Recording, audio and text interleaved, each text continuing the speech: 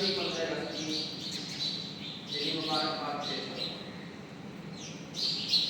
شادران اسلام، ابھی آپ کے سامنے جناب لوگوں نے کافی کچھ بیان کیا، آپ کو سمجھایا، بتایا۔ یہ 15 اگست جسے ہم اور آپ ہندی میں سوتنترتا دیوس کے نام سے جانتے ہیں اور اردو میں ہم اسے اپنی زبان میں یوم آزادی کہتے ہیں۔ اور یہ یوم آزادی کسی بھیک میں نہیں ملی ہم کو۔ یہ یوم آزادی بیٹھے بیٹھے کر کے نہیں ملی ہم کو۔ یہ یوم آزادی اپنے آپ کو بزدل کرنے سے نہیں ملی ہم کو، بلکہ تاریخ گواہ ہے کہ جب انگریزوں نے سب سے پہلے بنگال کی سرزمین پر اپنا کاروبار کرنا شروع کیا، آئے تھے کس نام سے کہ ہم بنگال میں اپنا کاروبار شروع کریں گے۔ اس کے بعد انہوں نے کیا کیا؟ اپنے کاروبار کو وسعت دیتے رہے، اپنے کاروبار کو بڑھاتے رہے، یہاں تک کہ انہوں نے اپنے فوجیوں کو بلانا شروع کر دیا، یہاں تک کہ اپنی رہنمائی کے لیے قلعے بنانا شروع کر دیے۔ اب جو بنگال کا نواب تھا سراج الدین، اس نے پوچھا کہ آخر یہ تو بتاؤ کہ قلعے بنانے کی وجہ کیا ہے؟ انہوں نے وجہ تو کہنے لگے کہ ہمیں اپنا ڈر رہتا ہے، ہمیں خود کا خطرہ رہتا ہے کہ کہیں کوئی ہمارے مال کو غصب نہ کر لے، کوئی ہمارے مال کو چھین نہ لے، کوئی ہم پر حملہ آور نہ ہو جائے۔ اب کسی بہانے کی وجہ سے انہوں نے قلعے بنائے، قلعے بنانے کے بعد اپنی طاقتوں کو مسلسل جوڑتے رہے، اپنی طاقتوں کو مسلسل بڑھاتے رہے، اتنا بڑھا لیا کہ دھیرے دھیرے بنگال کی سرزمین سے شروع کرتے ہوئے، بنگال کی سرزمین سے ابتدا کرتے ہوئے پورے ملک ہندوستان کو اپنا غلام بنا لیا۔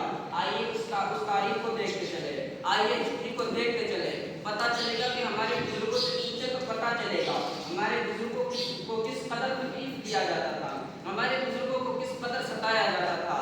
کبھی جزیہ ٹیکس لگایا جاتا، کبھی فاتح کے طرح طرح کے ٹیکس لگائے جاتے، کبھی مزدوروں کو اپنی من مرضی کی کھیتی کے لیے اکسایا جاتا، مجبور کیا جاتا۔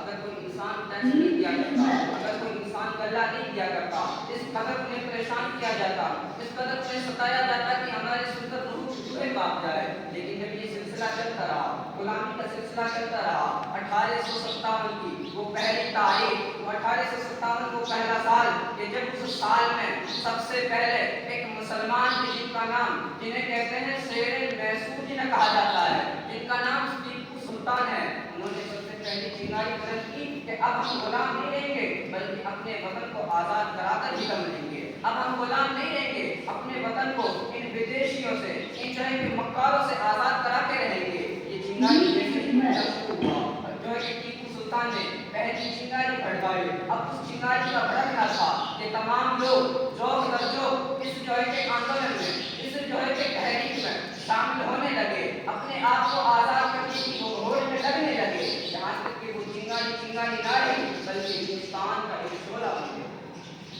ہندوستان کا ایک شعلہ بن گیا۔ لوگوں کے دلوں میں یہ ویسے بھی آ گئی کہ جب تک ہم ہندوستان کو آزاد نہ کرا لیں ہمیں چین نہیں آئے گا۔ اے لوگوں، اگر وہ بھی سوچ رہے تھے کہ ہمارا اچھا جا رہا ہے، ٹیکس بھر لیں گے، کوئی دقت نہیں، تو وہ کیا اگر دوسرے بن کے سوچ رہے تھے تو آج ہم آزاد رہتے۔ آج ہمارے لیے قانون ہے، آج ہمارے لیے دیش میں آزادی کہ ہم ادھر چاہے جا سکتے ہیں، آج ہمارے لیے مرضی کہ ہم جو چاہے کما سکتے ہیں، آج ہمارے لیے آزادی کہ جو چاہے کاروبار کریں، جو چاہے کپڑا پہنے، جو چاہے کھانا کھائے، جیسی چاہے منزلیں بنائے۔ لیکن وہ آزادی اس وقت نہیں تھی۔ پوچھو اپنے ان بزرگوں سے کہ جنہوں نے اتنی تکلیفیں اٹھائی، اتنی پریشانیاں اٹھائی۔ آئیے آپ کو یہ ترنگے کے بارے میں پتہ چلوں جو ہماری شان، ہماری جان ہے۔ اے مسلمان، ہم اپنے نبی کی ترنگے کی عظمت کو کرتے ہیں نا۔ اے مسلمان، ہم اپنے نبی کی ترنگے کو اپنے سینے سے، اپنے نبی کے جھنڈے کو اپنے سینے سے لگائے رکھتے ہیں نا۔ لیکن یاد رکھو، میرے مصطفیٰ کا ترنگا جہاں پہلے نمبر پہ آتا ہے، وہیں پر یہ ترنگا ہمارے دل کی جان بھی ہوا کرتا ہے، وہیں یہ ترنگا ہماری شان ہوا کرتا ہے۔ یہ ترنگا، آئیے اس کے بارے میں آپ کو بتاتا چلوں۔ یہ جو ہے کہ سن 1921 میں حضرت جو ہے کہ مہاتما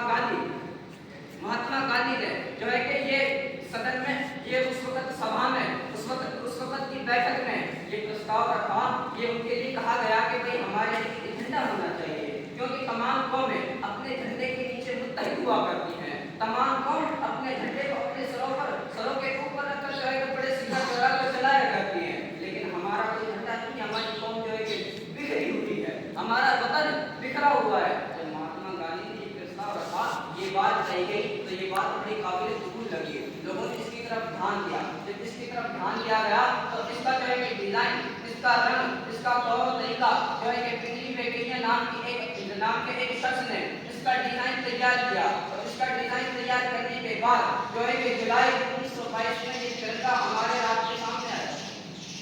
इसकी हिस्ट्री क्या है?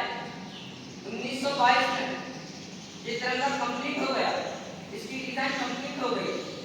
अब इस तिरंगे के नीचे ये तमाम कौम वाले, ये देश वाले, ये हिंदुस्तान वाले इस तिरंगे को अपना साया बनाकर कभी लड़ने के लिए जा रहे थे, कभी अंग्रेजों को जो है कि शिकस्त दिया करते थे, और जब वो शहीद होते तो इसी तिरंगे में अपने जिस्म को कफन की तरह लपेट कर लाया। ये वो तिरंगा हमारी शान है। ऐ मुसलमानों, आज इतिहास में अक्सर देखा जाता है कि हमारा नामो निशानी मुसलमानों की हिस्ट्रियों को अक्सर मिटाया जाता है, लेकिन क्या आपको पता है कि मुसलमानों के इस इतिहास में, इस हिस्ट्री में क्या क्या किरदार